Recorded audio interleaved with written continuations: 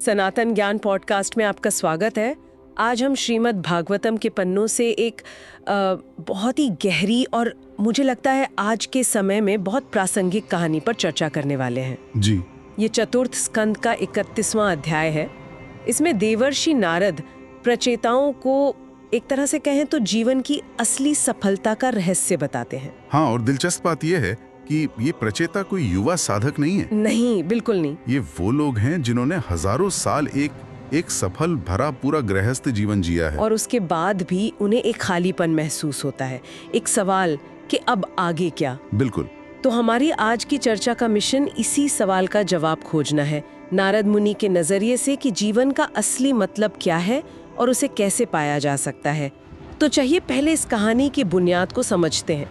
आप सोचिए, आपने एक लंबी कामयाब जिंदगी जी है, परिवार, जिम्मेदारियां, सब कुछ। प्रचेताओं की भी यही कहानी थी, लेकिन एक दिन उन्हें एहसास होता है कि इस भाग दौड़ में वे अपने असली आध्यात्मिक लक्ष्य को लगभग भूल ही चुके हैं। बिल्कुल, और यही इस अध्याय को इतना रिलेटेबल बनाता है। ये उस मोड़ की कहानी है जब भौतिक उपलब्धियां अपना आकर्षण खो देती हैं। हाँ। और इंसान एक गहरे अर्थ की तलाश में निकलता है। हाँ। प्रचेताओं ने हजारों वर्ष गृहस्थ जीवन में बिताए और फिर अचानक उन्हें याद आया कि जीवन का उद्देश्य तो कुछ और था। तब वे सब कुछ छोड़ देते हैं। हाँ, अपना सब कुछ अपने बेटे को सौंपकर घर से निकल पड़ते हैं। तो ये अध्याय उन सभी के लिए है जो कभी कभी महसूस करते हैं कि वे सांसारिक मोह में उलझ गए और रास्ता खोज रहे हैं। ठीक है, तो कहानी में प्रचेतागण घर छोड़कर पश्चिमी समुद्र तट पर जाते हैं तपस्या के लिए। जी। और वहाँ उनकी मुलाकात होती है देवर्षि नारद से। वो नारद मुनि से क्या कहते हैं? वे एक बहुत ही ईमानदार स्वीकारोक्ति करते हैं। वो कहते हैं कि हम पारिवारिक जीवन में इतने डूब गए कि भगवान शिव और विष्णु के दिए उपदेश भी हमें अब धुंधले याद हैं। और ध्यान देने वाली बात यह है कि वे कोई वरदान नहीं मांग रहे। नहीं, बिल्कुल नहीं, कोई भौतिक आशीर्वाद नहीं। वे कहते हैं कृपया हमें उस ज्ञान का प्रकाश दीजिए जिससे हम इस मुश्किल भवसागर को आसानी से पार कर सकें। हाँ, उनका लक्ष्य बहुत साफ है, इस दुनिया के उतार चढ़ाव वाले समंदर से पार जाना। बस यहीं से नारद मुनि का वो उपदेश शुरू होता है जो सफलता की पूरी परिभाषा ही बदल देता है। और यहाँ से बात वाकई बहुत दिलचस्प हो जाती है। नारद मुनि सफलता का जो पैमाना बताते हैं वो हमारी आज की दुनिया की सोच से बिल्कुल अलग है। एकदम अलग। नारद कहते हैं कि आपका जन्म, आपके काम, आपकी उम्र, यहाँ तक कि आपकी सोच और आपके शब्द, ये सब तभी सफल माने जाएंगे जब वे उस परम शक्ति भगवान हरि की सेवा से जुड़े हों। अगर ऐसा नहीं है तो ये सब व्यर्थ हैं। व्यर्थ हैं। जीवन का हर पल, हर सांस तभी सार्थक है जब उसका केंद्र ईश्वर हो। ये तो आज के हसल कल्चर पर एक सीधा प्रहार है। हमारी पूरी जिंदगी तो डिग्री, प्रमोशन, सोशल स्टेटस के इर्द गिर्द ही घूमती है। बिल्कुल। नारद मुनि एक तरह से कह रहे हैं कि आप शायद गलत दीवार पर सीढ़ी लगाकर चढ़ रहे हैं। और फिर वो उन चीजों पर सवार उठाते हैं जिन्हें हम सबसे कीमती मानते हैं, जैसे एक ऊंचे कुल में जन्म, वेदों का ज्ञान, बड़ी बड़ी तपस्याएं, यहाँ तक कि देवताओं जैसी लंबी उम्र। वो कहते हैं कि अगर इन सब से भगवान की सेवा न हो तो इनका क्या फायदा? तो फिर फायदा किस चीज का है? यही तो इस उपदेश का सार है। नारद मुनि आगे और भी बड़ी बात कहते हैं। वे उस समय के बड़े बड़े आध्यात्मिक मार्गों जैसे योग, सांख्य या सन्यास, इन सब पर भी एक शर्त लगा देते हैं। क्या शर्त? कि ये रास्ते भी अधूरे हैं? वे कहते हैं कि ये सब शक्तिशाली साधन तो हैं, पर अगर ये आपको भगवान को समझने में, उनसे जुड़ने में मदद नहीं करते तो ये भी एक तरह का व्यर्थ परिश्रम ही है। ये सब रास्ते हैं, मंजिल नहीं। हाँ। और अगर आप रास्ते में ही खो गए और मंजिल तक नहीं पहुंचे तो चलने का क्या फायदा? मंजिल तो स्वयं भगवान है। तो अगर इतने सारे जटिल रास्ते जैसे ज्ञान, योग या तपस्या भी हमें भटका सकते हैं, तो एक आम इंसान के लिए क्या कोई सरल सीधा रास्ता है? बिल्कुल, और यही इस अध्याय का सबसे खूबसूरत हिस्सा है। वो एक बहुत ही सरल, रोजमर्रा की जिंदगी से जुड़ा उदाहरण देते हैं जो इस पूरी बात को शीशे की तरह साफ कर देता है। वो पेड़ की जड़ वाला उदाहरण? एकदम सही।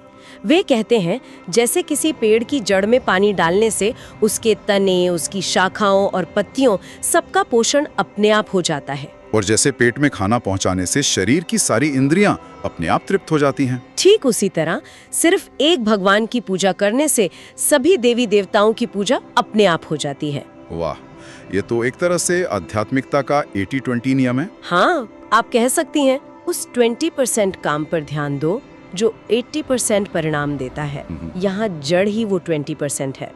इसका मतलब है कि हमें अलग अलग जगहों पर भटकने की जरूरत नहीं है। बिल्कुल, बस जो सबका स्रोत है उससे जुड़ जाओ। यही भक्ति योग का सिद्धांत है। ये आध्यात्मिकता को जटिल कर्मकांडों से निकालकर सीधा, सरल और सुलभ बना देता है। तो ये ज्ञान सुनने में तो बहुत अच्छा है, लेकिन इसे अपनी रोजमर्रा की जिंदगी में कैसे उतारें? हम जैसे लोग जो काम करते हैं, परिवार में रहते हैं, वे क्या करें? नारद मुनि इसका भी जवाब देते हैं और वे 3 बहुत ही व्यवहारिक बातें बताते हैं जिनसे भगवान बहुत जल्दी प्रसन्न होते हैं। अच्छा, ये हम सभी के लिए एक गाइड बुक की तरह है।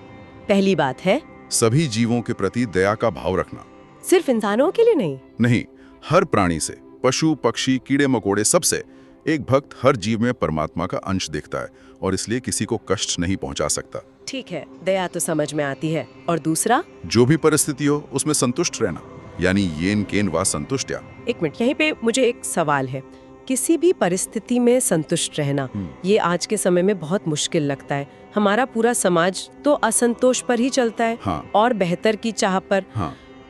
क्या नारद मुनि एम्बिशन के खिलाफ है? क्या वो कह रहे हैं कि हमें आगे बढ़ने की कोशिश छोड़ देनी चाहिए? ये एक बहुत अच्छा सवाल है। यहाँ संतुष्टि का मतलब निष्क्रियता या एम्बिशन छोड़ देना नहीं है। तो फिर क्या है? इसका मतलब है अपने प्रयासों का फल ईश्वर पर छोड़ देना। आप अपना सर्वश्रेष्ठ करें, लेकिन परिणाम से अपनी खुशी या शांति को ना जोड़ें। जो भी आपको जीवन चलाने के लिए मिलता है उसमें शुक्रगुजार होकर जीना। अच्छा, मतलब अनासक्त कर। हाँ, बिल्कुल। और तीसरी बात है सभी इंद्रियों को शांत रखना, उन्हें भोग विलास से नियंत्रित करना, अपनी इंद्रियों का दास बनने के बजाय उनका स्वामी बनना। तो ये पूरी तरह से एक मानसिकता में बदलाव की बात है। दया, संतोष और आत्मनियंत्रण। नारद मुनि ने ये भी बताया है कि भगवान को क्या पसंद नहीं है, है ना? हाँ, और ये बहुत तीखी बात है। वे कहते हैं कि जो लोग अपनी शिक्षा, अपने धन, अपने कुल या अपने कर्मों के घमंड में चूर रहते हैं और भक्तों का मजाक उड़ाते हैं, उनकी पूजा भगवान स्वीकार नहीं करते। कभी नहीं। भगवान को अधन प्रिय कहा गया है। इसका मतलब है कि वे उन भक्तों को प्रिय हैं जिनके पास कोई भौतिक संपत्ति भले ही ना हो, लेकिन वे भक्ति के भाव से अमीर हैं। भगवान आपके बैंक बैलेंस या आपकी डिग्री से प्रभावित नहीं होते। नहीं, वे सिर्फ हृदय के सच्चे भाव को देखते हैं। और फिर सबसे हैरान करने वाली बात आती है कि जो भगवान सर्वशक्तिशाली हैं, आत्मनिर्भर है, वो अपने भक्तों के अधीन हो जाते हैं। ये कैसे हो सकता है? यही भक्ति का सबसे गहरा रहस्य और सबसे सुंदर पहलू है। नारद कहते हैं कि भगवान जो पूरी तरह से आत्मनिर्भर हैं, वे अपने भक्तों पर निर्भर हो जाते हैं। निर्भर हो जाते हैं। हाँ। वे धन की देवी लक्ष्मी की भी उतनी परवाह नहीं करते, जो हमेशा उनकी सेवा में रहती है, जितनी वे अपने भक्त की करते हैं। ये भक्त और भगवान के बीच विशुद्ध प्रेम के रिश्ते को दिखाता है। तो भगवान को प्रेम से जीता जा सकता है। हाँ, भगवान अपने भक्तों के प्रेम से जीत लिए जाते हैं। वे किसी और चीज के वश में नहीं है, केवल अपने शुद्ध भक्त के प्रेम के वश में है। ये संबंध भौतिक तर्क से बिल्कुल परे है। तो प्रचेताओं ने जब नारद मुनि से ये सब सुना तो भगवान के प्रति उनका प्रेम और भी गहरा हो गया। बिल्कुल। और उन्होंने फिर भगवान के चरण कमलों का ध्यान किया और अंत में, जैसा अध्याय के अंत में बताया गया है, वे अपने परम लक्ष्य तक पहुंच गए। इस पूरे प्रसंग का सार यही है कि एक शुद्ध भक्त से सुनने का कितना गहरा प्रभाव होता है। जी, प्रचेताओं ने नारद मुनि से सुना और उस सुनने मात्र से वे पूरी तरह बदल गए। चलिए इस अध्याय की मुख्य शिक्षाओं को एक बार फिर से दोहराते हैं ताकि वे हमारे मन में बैठ जाएं। हाँ, ये बहुत अच्छा रहेगा। तो पहली और सबसे बड़ी सीख क्या होगी? मेरे हिसाब से तो ये कि हमें अपनी सफलता की परिभाषा को ही बदलना होगा। एकदम सही। पहली सीख है जीवन के उद्देश्य को फिर से परिभाषित करना। हमारी कोई भी उपलब्धि, चाहे वो लंबी उम्र हो या बहुत सारा ज्ञान हो, तब तक अधूरी है जब तक उसका उपयोग ईश्वर से जुड़ने में न किया जाए। सफलता का असली पैमाना हमारा रिज्यूमे नहीं, बल्कि भगवान के साथ हमारा रिश्ता है। बिल्कुल। दूसरी सीख जो मुझे बहुत व्यावहारिक लगी वो है भक्ति का सरल मार्ग, जड़ में पानी देने वाला सिद्धांत। हाँ, हमें हजारों अलग अलग कर्मकांडों में उलझने की जरूरत नहीं है, बस जड़ को सींचो, अलग अलग पत्तियों को नहीं। तीसरा बिंदु उन गुणों के बारे में है जो भगवान को वाकई में प्रिय है। हाँ, ईश्वर को प्रसन्न करने वाले असली गुण महंगे चढ़ावे या दिखावे नहीं, बल्कि हमारे अंदर के गुण, दया, संतोष और आत्मनियंत्रण। बिल्कुल।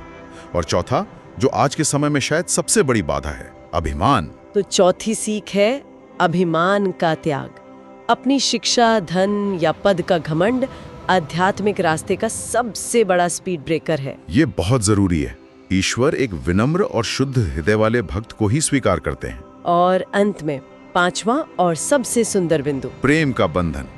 जो भगवान पूर्ण रूप से स्वतंत्र हैं, वे स्वेच्छा से अपने भक्तों के प्रेम के बंधन में बन जाते हैं। वे आत्मनिर्भर होते हुए भी अपने भक्तों पर निर्भर होना पसंद करते हैं। हाँ, ये भक्ति की सर्वोच्च शक्ति को दिखाता है, जहाँ प्रेम ही सबसे बड़ी शक्ति बन जाता है। अंत में एक विचार जो मुझे इस पूरी चर्चा से सोचने पर मजबूर कर रहा है। इस अध्याय में कहा गया है कि जो भगवान पूर्ण रूप से आत्मनिर्भर हैं, वे अपने भक्तों पर निर्भर हो जाते हैं। ये हमें शक्ति और प्रेम की प्रकृति के बारे में दोबारा सोचने पर मजबूर करता है।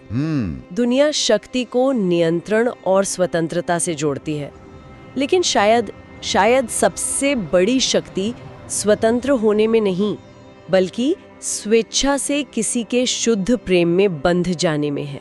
शायद असली आजादी किसी को इतना प्रेम करने में है कि आप उनके लिए अपनी आजादी भी छोड़ने को तैयार हों। ये एक ऐसा विचार है जिस पर हम सभी मनन कर सकते हैं।